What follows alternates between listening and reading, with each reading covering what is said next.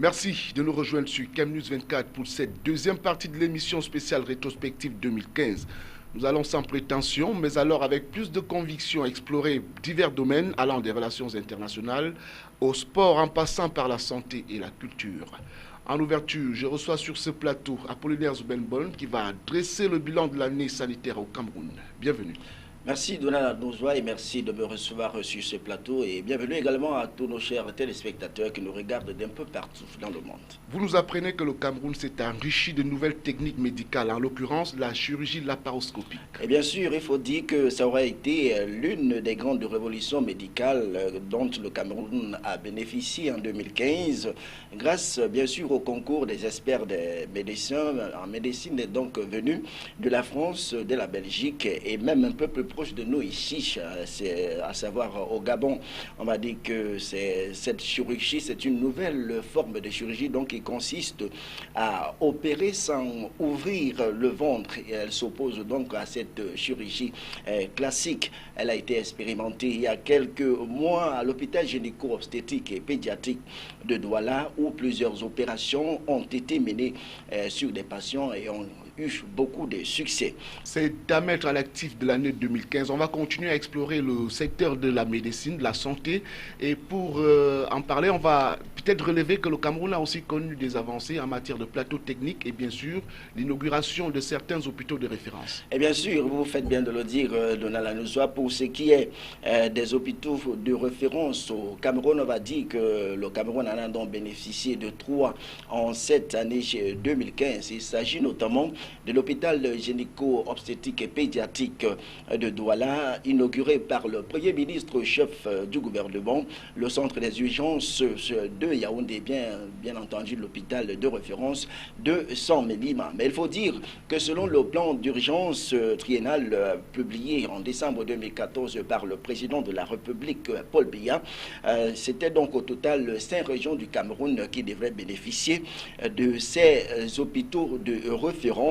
Après Douala, après Yaoundé, Douala et bien sûr Zambédima, il y a d'autres régions, notamment Bafoussam et Bamenda, qui doivent être également dotés de ces hôpitaux de référence. On va dire pour ce qui est de Bafoussam que le site qui devra, sur lequel devra être construit cet hôpital de référence est en étude et il faut dire que le ministre André Mamafouda a d'ailleurs fait un tour sur le site en avril 2015 pour voir un peu l'état, la faisabilité, la mise en place de la sortie des terres de cet hôpital dans cette partie du pays. Qu'est-ce qui explique un tel déploiement au niveau de la construction des hôpitaux? Est-ce que les Camerounais sont mal soignés ou alors est-ce qu'ils doivent bénéficier de plus en plus de bons soins de santé?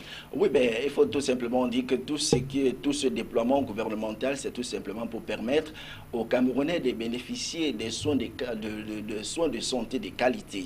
Parce que quand on parle des hôpitaux de référence comme l'hôpital gynéco-obstétrique et pédiatrique de Douala, c'est un hôpital quand même qu'on ne peut comparer pas à d'autres hôpitaux que nous avons ici dans la ville de Douala ou même aussi partout au Cameroun.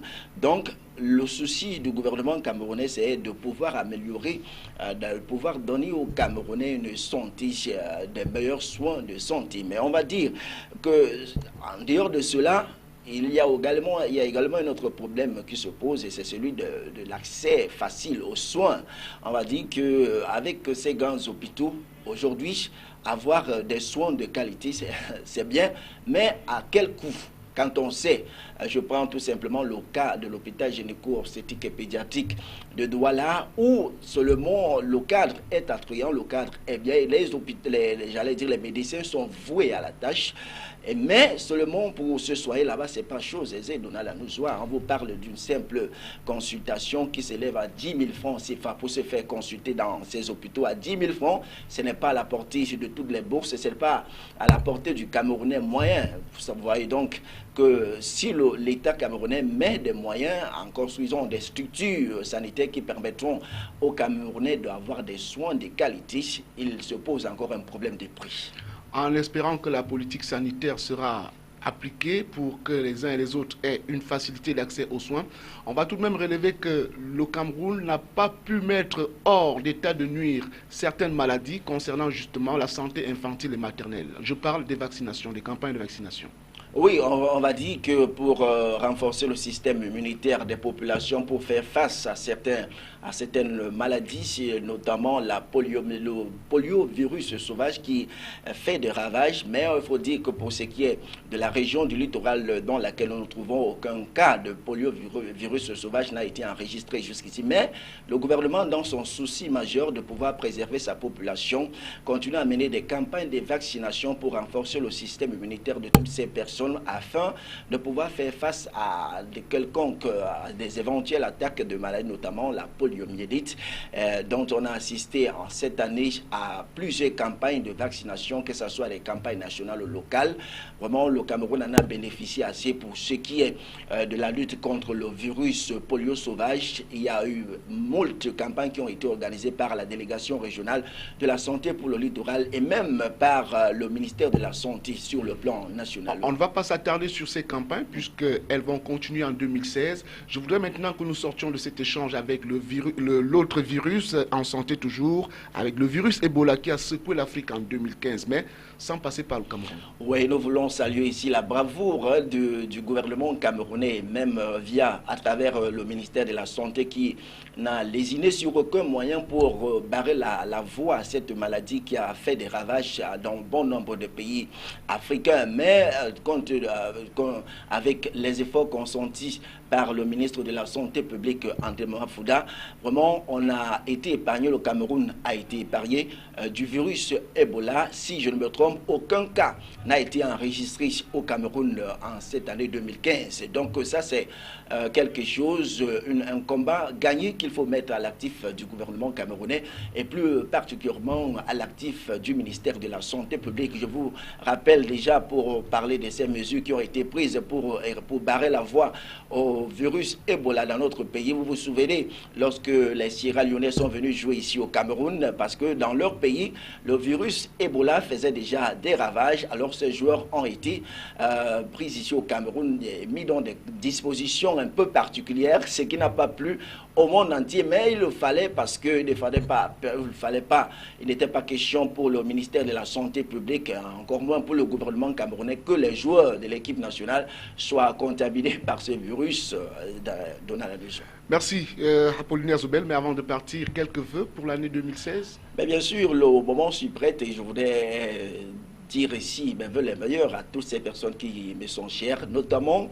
à la première, celle-là qui a été tirée de ma côte, ma tendre épouse, Suzanne Parfait-Bon. Je sais, celle-là qui m'a soutenu pendant tout au long de cette année 2015. Dans mes bons et même dans les mauvais moments, je pense à ma maman également. Je pense à tous ceux-là qui me connaissent. C'est vraiment bonne année 2016 à tous. Merci Apollinaire Zobel-Bon pour ce bilan sanitaire de l'année 2015 au Cameroun.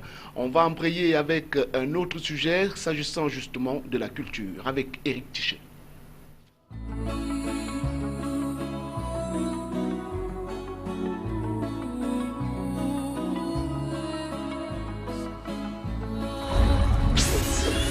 Retour sur le plateau avec Éric Tichet qui est déjà bien installé. Merci Éric d'avoir accepté l'invitation de la Rétro. Merci Donald de m'avoir invité pour qu'ensemble nous essayons de faire le tour de l'actualité culturelle durant l'année 2015. Vous l'avez dit, l'on en vient à l'année culturelle avec cette crise ouverte entre le Premier ministère et le ministère des Arts et de la Culture au sujet de la gestion des droits d'auteur au Cameroun. Vous le dites Éric Tichet, vous confirmez? Oui, il faut dire que depuis septembre 2007, que Amadou Toumouna, l'ex-ministre de la Culture, avait été nommé à ce poste. Il y a toujours eu, on a toujours connu des tumultudes au niveau des droits d'auteur. Et la dernière, c'était justement le Premier ministre qui a mis sur pied un comité ad hoc pour pouvoir examiner et voir comment mieux gérer ce secteur-là. Mais de l'autre côté, à Bangui, où Mme Toumouna est allée installer ou alors créer une nouvelle société de droits d'auteur qui a créé tout un remous justement dans ce secteur de l'art musical au Cameroun. On va donc dire qu'avec le gouvernement du 2 octobre, la récréation a été arrêtée puisque La ministre Amatoutou Mouna a été débarquée de la tête du ministère des Arts et de la Culture. On va continuer à vous interroger sur l'année culturelle au Cameroun. Alors, en tant qu'homme de culture, mélomane, journaliste, à quel niveau de l'échelle placez-vous la chanson camerounaise aujourd'hui, après 365 jours d'écoute? Bon, il faut dire aujourd'hui que la musique camerounaise est malade, parce qu'on constate de plus en plus des vidéogrammes et même des chansons obscènes qui bafouent nos mœurs. On va voir des vidéogrammes sur des chaînes de télévision qui mettent complètement des parties intimes de la femme ou alors même de l'homme. C'est-à-dire des danses qui ne reflètent pas vraiment les mœurs africaines que nous défendons, qui sont là, notre identité culturelle. Donc aujourd'hui, on peut dire que voilà l'année 2015, on se pose la question, c'est de savoir quelle est même la chanson de l'année. Si on va voir la chanson ou alors les chansons qui cartonnent sur les hit parades, même sur certaines chaînes étrangères, on va voir que c'est des chansons qui n'ont pas, parce qu'on dit le plus souvent qu'il est bien vrai, si la musique elle est faite pour adoucir les mœurs, elle est également un couloir pour sensibiliser la population. Mais ces chansons-là qui cartonnent aujourd'hui, on ne comprend pas réellement pas quel est le message que ces artistes diffusent dans leurs chansons. Et pour vous, en 2015, quelle a été la chanson qui a justement, sinon, contribué à cette dépravation des mœurs au niveau de la musique? Bon, je suis un peu écœuré que Donald m'amène à prononcer les titres de ces chansons-là. Il y a Coller la petite et l'autre qui dit Ça sort comme ça sort. C'est des musiques qu'on entend partout sur les parades, même sur les chaînes étrangères, comme je disais tantôt, et qui, au fond, n'ont pas de message. La culture camerounaise ne se limite pas seulement à la musique. Le secteur du cinéma serait en nette progression. Oui, en nette progression, mais on constate également que dans ce secteur du cinéma, il y a du foutou en fait. Parce qu'aujourd'hui, c'est tout le monde qui veut faire du cinéma. Hein, et on constate que ceux-là qui se lancent aujourd'hui dans le cinéma ne prennent pas le temps au préalable de consulter les anciens. On sait quand même que dans le jargon, au niveau du cinéma au Cameroun, on a connu quand même des grands noms, hein, Alphonse Béni par exemple. Mais quand on regarde la chaîne qui nous diffuse en longueur de journée des films tournés par des Camerounais, on constate qu'il y a encore beaucoup à faire. Les communautés ont été actives en 2015. L'on a encore en souvenir quelques activités organisées à l'occasion du Ngondo. Quelle spécificité autour du Ngondo en 2015? Bon, il faut déjà dire que l'innovation en 2015, parlant du Ngondo, c'était le nouveau site, hein, parce que le Ngondo s'est joué sur le nouveau site de 10 hectares hein, du côté de Bonantonais, octroyé par le chef de l'État. On sait que l'ancien site, aujourd'hui, est occupé par une société de cimenterie, oui, une entreprise cimenterie. Donc, c'était ça, l'innovation de cette année. Et s'il faut rappeler, on va dire que le thème aujourd'hui, ou alors le message du Ngondo sorti du bas-fond du Vroui après l'immersion du vin sacré appelait les Sawa en général à beaucoup de patience. Qu'est-ce qui a été entrepris autour du patrimoine immatériel camerounais que l'on sait qui demeure une richesse peu connue? Oui, c'est vrai qu'au niveau du ministère de la Culture, des Arts et de la Culture, il y a une commission hein, qui naturellement, oui, pour recenser le patrimoine culturel et immatériel du Cameroun. Mais s'il faut parler de ça, on constate que ce comité-là est plus composé des gens qu'on a pris comme ça à la tête chercheuse.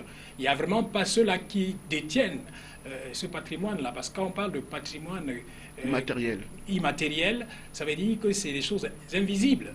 Par exemple, comme le Ngondo, on peut parler de Ngondo, comme le Ngwen, au niveau des Bamoun, c'est des choses cachées qu'on ne voit pas. Bon, mais le tic là-dedans, c'est que ce comité-là est plus constitué des gens qui ne maîtrisent pas véritablement la chose. C'est-à-dire qu'on a mis de côté les initiés. Les On aura l'occasion d'en parler peut-être sur votre plateau de culture d'Afrique. Mais pour l'instant, pour vous accompagner, est-ce que vous n'avez pas quelques vœux pour l'année 2016? Naturellement, je vais d'abord commencer par souhaiter une très bonne année aux téléspectateurs de Canal 24 et surtout aux aux téléspectateurs de Culture d'Afrique. Je vais également dire bonne année, les vœux le meilleur à ma famille et à tous ceux qui ont le plaisir de me regarder chaque fois sur Cannews 24. C'était l'année culturelle avec Éric Bertin-Ticheux. La suite, ce sera l'actualité internationale dans quelques instants. Juste une transition et on revient sur le plateau.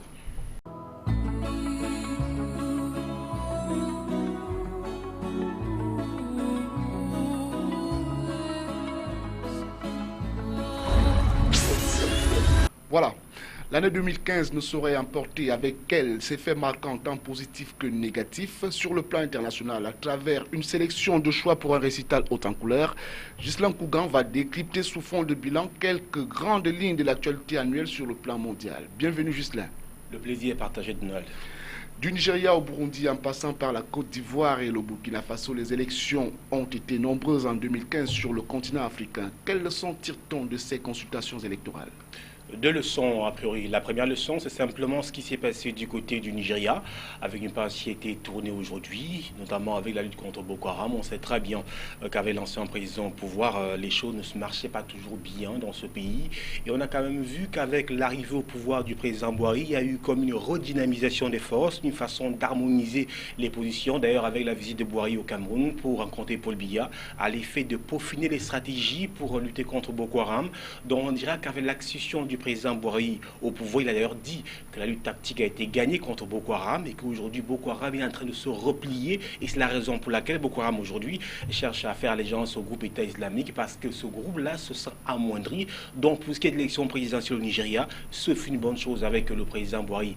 Mais il y a aussi quelque chose qu'il faut lire. Beaucoup ne savaient pas comment cela allait s'opérer. On pensait que le Nigeria allait vers la guerre civile avec ce nord musulman, ce sud chrétien. Et bien tout s'est bien passé dans ce pays, contrairement à ce que beaucoup pensaient. Donc une leçon politique au niveau du Nigeria avec l'alternance au pouvoir. Quand vous évoquez maintenant le cas du Burkina Faso, c'est également une leçon donnée au peuple africain. Pourquoi? Parce que le Burkina, les populations burkinabées ont montré qu'elles avaient finalement le droit de disposer par elles-mêmes de ce qui est bien pour elles. Raison pour laquelle, une fois, on a chassé, entre guillemets, le tyran Blaise Compaoré pour aujourd'hui mettre à la tête du pouvoir quelqu'un qui doit porter les aspirations du peuple. Une fois de plus, au Burkina Faso, c'est un cas d'école pour ce qui est de l'alternance au pouvoir, qu'on peut dire que si le peuple veut, eh bien, le peuple peut. Et qu'en est-il de la Côte d'Ivoire? La Côte d'Ivoire est un pays un cas un peu atypique. Pourquoi? Parce que sur le plan économique, tout marchait bien pour Ouattara, mais sur le plan politique, ce pays clopide encore. Donc, les victoires économiques ne peuvent pas masquer le travail politique qu'il y a encore à faire au Niger aujourd'hui, parce que même si on a regardé, on a vu comment le président Ouattara a remporté l'élection présidentielle de manière avec un score soviétique, il convient de relever que ce n'est qu'un cache-sexe, parce que sur le terrain politique en Côte d'Ivoire, il y a encore beaucoup à faire. Le cas Gbagbo, le cas Blé Goudé, il y a encore beaucoup de situations, beaucoup de plaies qui vont être difficiles à penser en Côte d'Ivoire. Maintenant, quelle lecture faites-vous de ces modifications et référendums autour des constitutions en Afrique? Une lecture linéaire. Le principe, c'est quoi? C'est que tous ces présidents qui modifient la Constitution veulent briguer un nouveau mandat. Tous ces présidents qui revoient les articles liés à la Constitution sont des présidents qui n'ont pas, sur le plan de la Constitution, droit à un nouveau mandat. Vous verrez le cas des deux Congos aujourd'hui, c'est vrai que la situation ne s'est pas encore réglée. Vous verrez le cas du Rwanda aujourd'hui. Elle est en train de se faire parce que Paul Kagame a été, qu'on le veuille ou non, plébiscité. Pourquoi? Parce que le Parlement rwandais a voté notamment en faveur d'une prolongation du président au pouvoir qui pourrait gouverner jusqu'en 2032. Ça seulement, il y a beaucoup d'autres situations. Et effectivement, le cas du Togo va se présenter parce que le cas du Togo est un peu atypique. Pourquoi? Parce qu'on demande plutôt au président de modifier la Constitution pour limiter le nombre de mandats, parce que la Constitution du Togo ne prévoit pas une limitation de mandats. On va parler d'autre chose, toujours dans le cadre de cette rétrospective. Le nombre de migrants aurait atteint le niveau historique de 250 millions cette année dans le monde. Immigration clandestine est une réalité acceptable dont personne ne veut en parler? Une réalité acceptable, c'est vrai. Pourquoi est-ce que la question de l'immigration taraude l'esprit aujourd'hui? Parce que c'est une grosse question, une question qui doit aller au-delà des discours pour arriver au niveau des actes. Et pour cela, il faut mobiliser les fonds, beaucoup de fonds. Pourquoi les gens partent? Les gens partent pour trouver un mieux-être ailleurs. Et il faudra travailler en amont et en aval. En amont, ça veut dire quoi? Ça veut dire les puissances qui reçoivent ces populations qui partent chaque jour. En aval, il faudrait que les pays africains, les pays du Moyen-Orient aussi, Russie, la Syrie, l'Afrique travaillent, mettent sur pied des politiques qui puissent occuper ces jeunes-là, qui partent.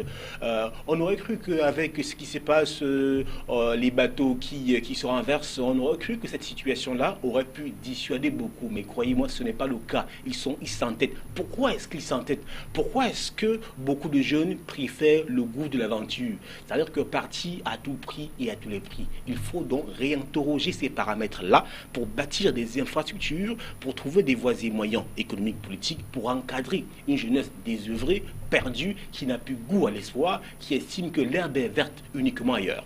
Quelle était la position de l'Union européenne durant l'année 2015 au sujet justement de l'immigration? Elle a divergé, elle n'a pas une position unanime. D'ailleurs, je précise que l'Australie estime qu'il faut renvoyer tous ces migrants chez eux. Mais aujourd'hui, l'Union européenne est arrivée à une position où chaque pays membre doit avoir un quota, doit participer notamment pour ce qui est de l'accueil des migrants. Et croyez-moi, cette question elle taraude l'esprit. Pourquoi? Parce qu'elle ne peut plus être au centre des préoccupations aujourd'hui, parce que vous savez que la question qui vole la vedette d'aujourd'hui, c'est la question de l'État islamique. Donc vous comprenez qu'il y a beaucoup de préoccupations qui intéressent les pays européens aujourd'hui. La question de la sécurité, l'État islamique, le groupe Boko Haram, si vous voulez également. Il y a un ensemble Al-Qaïda au Maghreb, Al-Qaïda tout simplement. Donc il y a tellement de sujets qui fâchent. Il y a même la COP21. Donc il y a tellement de sujets préoccupants que la question des migrants ne peut pas être traitée comme une question de fond. Et pourtant, c'est une question principale.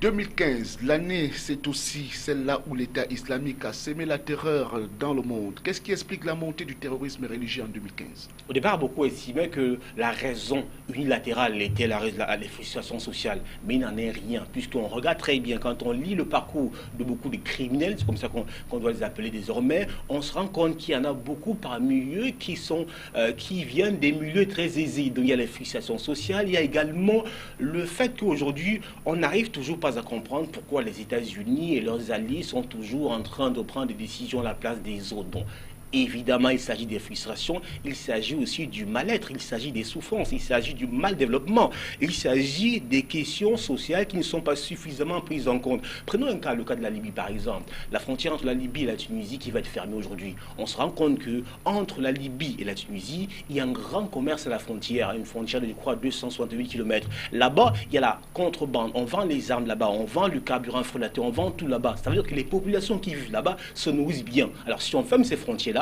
il y aura un nombre croissant de délinquants et donc de potentiels terroristes. Donc il faut trouver des réponses aux questions économiques, aux questions de développement qui se posent. Alors, Daesh, avec tous ces attentats opératoires variables, a-t-il dicté sa loi aux États dits classiques? Bien évidemment. Aujourd'hui, le principal État, sur le plan de la structure, c'est l'État islamique. Vous savez très bien, son premier registre, il s'agit des saisies, il y a la vente des pétroles, mais il faut également comprendre que Daesh profite d'une complicité avec les puissants, les États classiques. Qui achète le pétrole vendu par Daesh? Il s'agit bien évidemment des puissances classiques qui jouent le jeu trouble, notamment de Daesh. C'est donc un aveu d'impuissance que manifeste la communauté internationale face à la toute-puissance de l'État islamique. Pour l'instant. Et comment en finir?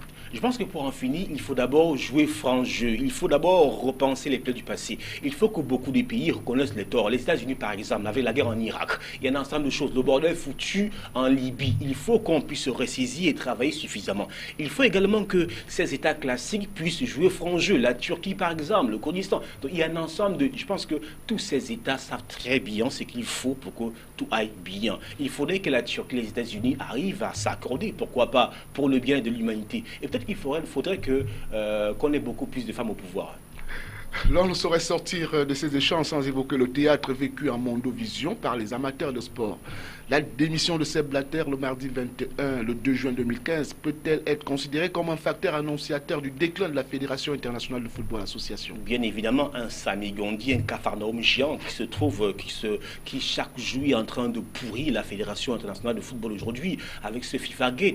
On voit très bien que ce monde, en réalité, le sport n'est pas à retirer du même panier à crabe que la politique, l'économie et tout ce qui se passe. Le sport souffre également, il s'agit s'agit des politiques de sport. Et donc, il n'y a pas un secteur qui ne soit pas gangréné par ces gestions calamiteuses et autres. Aujourd'hui, on se rend compte que même le football, le sport qui était censé être bien géré, aujourd'hui est un sport pourri, est une discipline pourrie. La preuve, aujourd'hui, il est question d'un nettoyage. Et ce n'est pas simplement le football, il y a aussi de l'athlétisme, vous le savez très bien. Donc, il n'y a pas un seul secteur qui ne soit pas pourri. J'ai le sentiment qu'aujourd'hui, il faut tout raser, tous ces dirigeants-là, pour qu'il y ait du sang neuf. C'est pourquoi aujourd'hui, je suis dévié avec ce qui se passe à la FIFA, avec le fait qu'on écarte Michel Platini, qu'on écarte également Blatter, qu'on écarte tous ces potentats, toutes ces personnalités qui ont un nom. Pourquoi aujourd'hui, on ait du sang neuf au sein de la Fédération internationale de football. Merci Ghislain Kougan pour ce tour de l'actualité mondiale de façon annuelle. Est-ce que vous n'avez pas de vœux pour 2016 ? Mon vœu pour 2016 serait simplement que tout aille bien dans le meilleur des mondes, mais je sais que ça va être difficile. Pourquoi? Parce que tant qu'il y a les intérêts, il y aura toujours des clans. Et tant qu'il y a les clans, il n'y aura jamais véritablement la paix dans le monde entier. C'était donc Ghislain Kougan sur le plateau de la rétro. Une transition et pour la suite.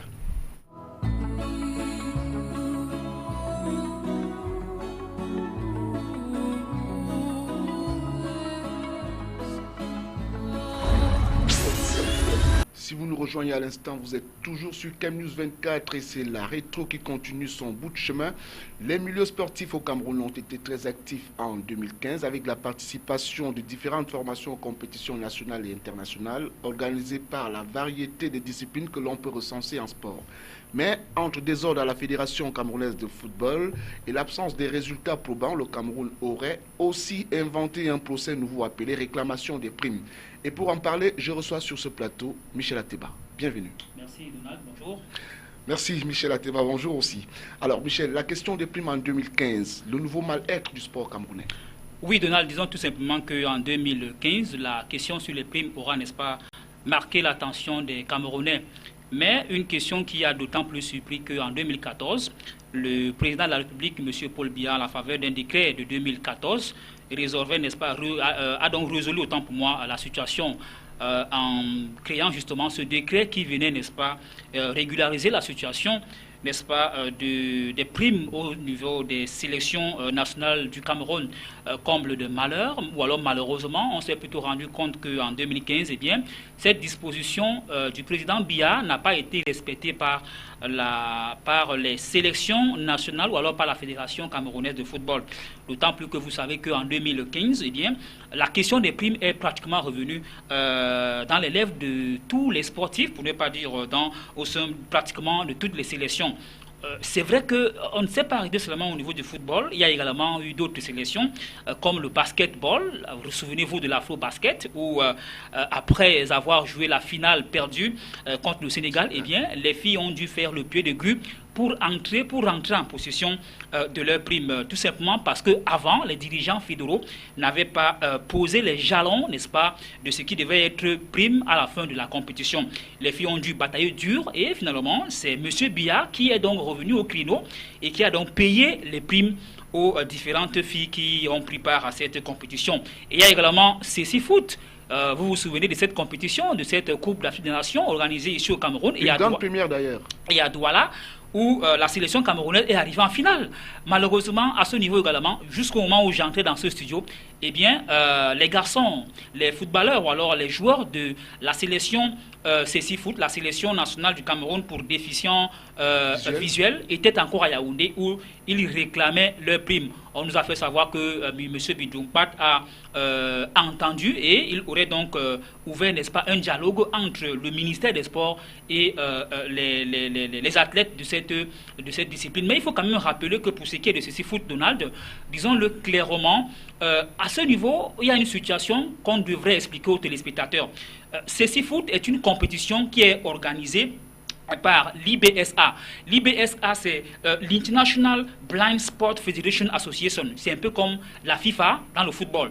Et cette association donne pouvoir à une autre association qui est, n'est-ce pas, l'UNADEV, c'est-à-dire l'Union nationale des aveugles et déficients visuels, qui à son tour a délégué l'organisation de CC Foot à Douala Dream au Cameroun. Donc en principe, cette équipe nationale devrait se référer à Douala Dream. Malheureusement, on ne le dit pas assez on a l'impression que c'est plutôt le ministère qui devait, n'est-ce pas, payer à tout prix, à tous les prix, les primes de ces joueurs. Mais entre autres, ce que nous pouvons retenir en un mot, c'est qu'on n'a pas su capitaliser, n'est-ce pas, le décret de M. Biya. Parce que M. Biya, justement, résout le problème, je le disais encore, en 2014, en créant un décret. Malheureusement, dans les fédérations, on est resté amateur. Et par conséquent, les primes ont fait leur loi tout au long de l'année 2015. La Besace Cameroun, avec la participation en demi-teinte dans diverses compétitions, n'a véritablement rien engrangé en 2015. Quelles sont les raisons d'une telle traversée du désert? Écoutez, Donald Anouzoua, les raisons sont simples. Il n'existe, ou alors la politique sportive mise en place par le ministère des Sports, ou alors l'ancien ministère des Sports au Cameroun, pratiquement n'est pas efficace. C'est la simple raison. Vous savez qu'entre autres missions assignées à un ministre, eh bien, il a intérêt à tout faire pour que le sport en général puisse, n'est-ce pas, marcher. C'est vrai que le ministère délègue, ou alors le ministère fait confiance aux fédérations. Et également à ce niveau, ces fédérations n'ont pas fait leur travail. Je prends un exemple. Regardez le football. La sélection nationale des cadets a été éliminée à la première partie de la CAN des cadets qui a été organisée du côté du Niger en février-mars 2015. Les cadets ont été éliminés au premier tour. La sélection nationale on va dire quoi, des juniors a été éliminée aux éliminatoires. Permettez la tautologie. L'équipe nationale A Fagnon a été éliminée au premier tour de la CAN. Vous convenez avec moi qu'on parle là d'une fédération. La FECAFOOT prend le cas du football. C'est vrai qu'ailleurs, d'autres fédérations ont essayé, n'est-ce pas, de faire, on va dire quoi, le maximum, mais au finish, on se rend compte que le Cameroun échoue toujours. Tout simplement parce qu'on a l'impression qu'on n'a pas véritablement implanté une véritable politique de sport au Cameroun, ou alors une politique, autant pour moi, qui puisse, n'est-ce pas, permettre à ce que les sélections puissent engranger, n'est-ce pas, des lauriers, comme ce fut le cas il y a de cela 15, 20, 25 ans aujourd'hui, où lorsqu'on participe à une compétition, on était sûr qu'on ramenait au moins une médaille en or, ou alors on était sûr qu'on ramenait au moins la coupe, pour prendre, n'est-ce pas, le cas du football. Est-ce qu'on ne peut pas aussi parler de peut-être une mauvaise gestion de la méritocratie, puisque si on parle du cas Clinton J, par exemple? Pour ce qui est de l'équipe nationale du Cameroun, oui, vous savez que le cas Clinton J en Coupe d'Afrique des Nations a fait tache d'huile. L'entraîneur a essayé, l'ex-entraîneur, M. Folkafik, a essayé de donner quelques explications, mais des explications qui ne trouvaient pas, n'est-ce pas, leur fondement, parce que vous ne pouvez pas avoir un joueur qui a brillé tout au long des éliminatoires, et quand arrivé en Coupe d'Afrique des Nations, vous le mettez au banc. Eh bien, information glanée, nous avons appris que M. Folkafik est rentré dans la magouille. Il a été ténaillé par les taux de la mafia, parce que, disons-le clairement, l'équipe nationale du Cameroun est minée par des clans. Il y a des agents sportifs qui imposent leurs joueurs, et M. Fink, justement, est tombé dans la nasse des agents sportifs qui, malheureusement, ont tout fait pour que leurs joueurs puissent, n'est-ce pas, jouer dans cette compétition. Et puis, disons-le, vous savez que Clinton J sort, n'est-ce pas, d'un centre de formation, l'école de foot des Brasseries, dont le manager général, M. Flaubert Nono, n'est plus en odeur de sainteté avec les dirigeants fédéraux. Ils auraient tout fait pour que ce joueur puisse ne pas jouer. Et malheureusement, le sélectionneur a, n'est-ce pas, joué le jeu. Clinton n'a pas joué et pourtant tout le monde était assuré et rassuré que ce joueur pouvait beaucoup donner à la sélection nationale du Cameroun. Autant de pratiques qui ont donc contribué à l'échec du sport camerounais en 2015, et cette normalisation qui a continué à alimenter les conversations en 2015, n'a-t-elle pas montré l'incapacité du normalisateur à normaliser l'objet de la normalisation? Ah ben oui, vous le dites si bien, Donald Anouzoua. Il faut quand même préciser que mise en place en 2013, le comité avait pour mission justement normaliser, pour, n'est-ce pas, prendre votre expression. Malheureusement, 2 ans après, les faits sont là. La situation du football, pour parler du foot, n'est pas sortie de l'auberge, pratiquement. Au contraire, on s'enfonce davantage, n'est-ce pas, à la FECAFOOT, élection annulée, élection confirmée, élection invalidée, élection validée. Vous convenez avec moi que la mission primaire du comité de normalisation, qui devait assainir le milieu, eh bien, le comité a pratiquement échoué, puisqu'aujourd'hui, c'est pratiquement les larmes aux yeux que nous parlions de la Fédération camerounaise de football, dont l'élection a été, n'est-ce pas, annulée par la Chambre de conciliation et d'arbitrage du Cameroun, avant d'être plutôt suspendue, cette annulation, par un communiqué du ministre, n'est-ce pas, le nouveau ministre, Pierre Ismaël Bédongba. Donc, en un mot, le comité a échoué, puisque les problèmes auxquels le comité devait, n'est-ce pas, résoudre, eh bien, ces problèmes restent pendants, et ces problèmes demeurent encore jusqu'aujourd'hui. Parlons à présent de la Ligue de football professionnel du Cameroun qui a, en dehors du suivi des différents championnats, cautionné le maintien en Ligue 1 du Canon sportif de Yaoundé. Alors, quelle est la genèse de ce qui est désormais convenu d'appeler aujourd'hui l'affaire Canon Fouvou? Alors, l'affaire Canon Fouvou, la genèse peut être un peu plus brève. Disons tout simplement que le Canon, ou alors Fouvou, accuse, n'est-ce pas, Canon sportif de Yaoundé d'avoir aligné un joueur irrégulier, c'est-à-dire un joueur qui aurait eu une double identité. Et il a donc trompé les dirigeants du Canon. Et finalement, il a joué pour le Canon et il a joué. Il a assisté, il a joué une rencontre contre Fouvou de Baham, son ancien club. Eh bien, côté Canon, on affirme qu'on a tout fait puisque le gars avait une licence et que ce n'était pas le club qui devait, n'est-ce pas, prouver qu'il avait une double identité ou pas. On pointe beaucoup plus le doigt accusateur à la Fédération camerounaise de football. Eh bien, Fouvou a donc remonté l'affaire, une affaire qui date de la 6e journée. Fouvou a attendu pratiquement les dernières journées du championnat pour remonter l'affaire. Eh bien, malheureusement, à la Ligue de football, on avait déjà homologué toutes les rencontres et le club a donc trouvé mieux, Fouvou, de ramener la situation ou alors l'affaire au niveau de la chambre de recours de la FECAFOOT qui a donné raison à Fouvou de Baham. Malheureusement, le Canon sportif de Yaoundé a porté l'affaire, n'est-ce pas, au sein du Comité national olympique et sportif camerounais à travers sa chambre de constatation et d'arbitrage qui, malheureusement, a donné plutôt raison au Canon sportif de Yaoundé qui est donc maintenu en Ligue 1. Et Fouvou a, à son tour, à nouveau, ramené l'affaire au niveau, n'est-ce pas, du tribunal arbitral des sports de Lausanne qui, aux dernières nouvelles, ne s'est pas encore prononcé sur la situation. Donc, la situation n'est pas encore claire, puisque à tout moment, même si le championnat venait à débuter en 2016, le 16 janvier pour être plus précis, eh bien, au cas où l'OTAS venait à donner raison à Fouvou, le Canon rejoindrait, n'est-ce pas, la Ligue 2 et Fouvou, n'est-ce pas, resterait en Ligue 1. Mais pour l'instant, Canon est en Ligue 1, Fouvou, malheureusement, est en Ligue 2. C'est à suivre. La fin de la saison sportive au Cameroun s'est soldée par le sacre en Coupe du Cameroun, justement, de l'Union des mouvements sportifs de Loum. L'équipe était-elle attendue à ce stade de la compétition? Non, pas du tout. Tout simplement parce que UMS de Loum a fait une saison, pas catastrophique, mais UMS de Loum a fait une saison mi-fi-mi. Les gens, disons-le ainsi, ils sont pratiquement, ils ont tenu la saison, n'est-ce pas, au milieu du classement de Ligue 1. Donc, personne n'attendait, n'est-ce pas, UMS de Loum à ce niveau de la compétition. On a été tous surpris, n'est-ce pas, que cette formation, tour à tour, en Coupe du Cameroun, a balayé tous ses adversaires, dont un certain Coton Sport qui était, n'est-ce pas, détenteur de la Coupe du Cameroun. UMS a, on va dire quoi, fait un but partout à Garoua et 0 but partout du côté de Djombe, où la formation a donc eu, n'est-ce pas, son accès pour les demi-finales. Et voilà, l'équipe a fait son bon chemin, son bon nombre de chemin, jusqu'en finale où elle a remporté, n'est-ce pas, la Coupe du Cameroun. C'est là où on peut véritablement dire que Dame Coupe, n'est-ce pas, souvent c'est raison que la raison ignore. Comment une équipe qui se porte mal en championnat peut-elle arriver à remporter une Coupe du Cameroun? Eh bien, cette question, personne ne peut, n'est-ce pas, donner une réponse avant justement cette finale-là. Heureusement, UMS est champion. 42 ans après qu'une équipe du département du Mungo, à savoir l'Aigle Roi du Mungo, arrive en finale, eh bien UMS l'a refait 42 ans après. UMS a donc remporté la dernière édition de la finale de la Coupe du Cameroun de football, avec, n'est-ce pas, une finale qui était présidée par M. Paul Biya, président de la République du Cameroun. C'était donc une bonne année, une bonne fin d'année 2015 du côté du Mungo dans le littoral. Maintenant, quelle appréciation feriez-vous du passage de M. Adoum Garoua à la tête du ministère des Sports?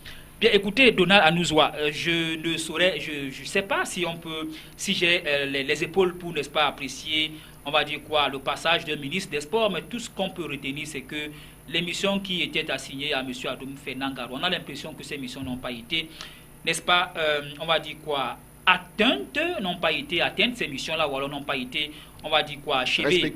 Respectées. Bon, peut-être pas respectées, mais achevées. Vous savez que M. Adoum Fernand Garoua, lorsqu'il arrive au ministère des Sports, à la direction des affaires générales et à la direction, n'est-ce pas, de développement du sport de haut niveau, on vous dit que le ministre avait 3 missions. Rétablir ou alors établir de l'ordre au sein des Lions indomptables du Cameroun. Adoum Garoua a été nommé en 2011. L'équipe sortait, n'est-ce pas, d'une Coupe du Monde foireuse en 2010. Il fallait qu'il rétablisse de l'ordre. L'indiscipline avait déjà fait son lit. Il fallait que M. Adoum Garoua puisse rétablir la discipline. Il fallait qu'il puisse, n'est-ce pas, tout faire pour que les problèmes au sein des fédérations sportives nationales puissent être, n'est-ce pas, résolus. Regardez la FECAFOOT, regardez la FECA cyclisme, regardez la FECA athlétisme. Bref, toutes ces fédérations qui nous ont servi des faits divers. Et ensuite, il fallait, n'est-ce pas, qu'il assure le développement des infrastructures sportives. Alors, si je m'arrête à ces 3 points-là, vous conviendrez avec moi, Donald Anouzoua, que le ministre Adoum Garoua, de ces 3 missions fondamentales, eh bien, aucune n'a été respectée. Problème au niveau des Lions, problème dans les fédérations et les infrastructures sportives qui tardent, n'est-ce pas, à jaillir des terres. Surtout, ne me parlez pas de Limbé. Et pourquoi pas peut-être, c'est pas trop de Yaoundé où le stade Amadou Ahidjo est en train d'être refait. Mais, eh bien, on va dire que ces travaux, c'était des anciens projets qui ont seulement été, n'est-ce pas, suivis par Adoum Garoua. Malheureusement, à son départ, ces projets restent intacts. Un fait positif en sport en 2015. Un fait positif en sport en 2015, on pourrait peut-être parler de quoi? On pourrait peut-être parler, on va dire quoi, de l'arrivée de M. Pierre Ismaël Bidoumpat. Disons-le ainsi, c'est une arrivée, on va dire, salvatrice, puisque le sport connaissait d'énormes problèmes. Et maintenant, le souhait, justement, c'est que cette arrivée puisse être capitalisée, cette arrivée puisse être bénéfique aux Camerounais et que M. Bidoumpat puisse réussir là où son prédécesseur a pratiquement échoué. Donc, c'est un espoir pour les sportifs, pour les acteurs, pour les journalistes de sport, que 2016 puisse, n'est-ce pas, être une année de réussite sur tous les flancs, sur tous les plans. La CAN féminine qui sera organisée au Cameroun en novembre, ici au Cameroun, justement, à Limbé et à Yaoundé.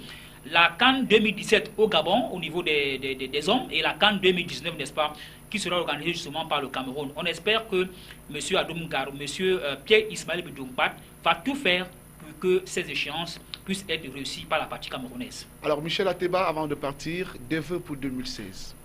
Un seul vœu pour 2016, que la chaîne qui m'emploie, la chaîne qui nous emploie, continue, n'est-ce pas, à nous booster le moral comme elle a toujours fait depuis sa création, pour que nous continuions justement à donner le meilleur de nous-mêmes pour que 2016 puisse être une année plus que jamais réussie. C'est vrai que 2015 a réussi, mais on souhaiterait réussir davantage en 2016. Et pour cela, c'est un, on va dire quoi, c'est un souhait que je mets à l'endroit du promoteur pour tout ce qu'il fait et pour tout ce qu'il va continuer à faire pour que la chaîne puisse, n'est-ce pas, continuer à grandir. Merci à toutes les équipes rédactionnelles et techniques de CAM News 24 qui ont apporté du leur à la réussite de cette émission spéciale. Et bonne année 2016 à tous nos millions de téléspectateurs.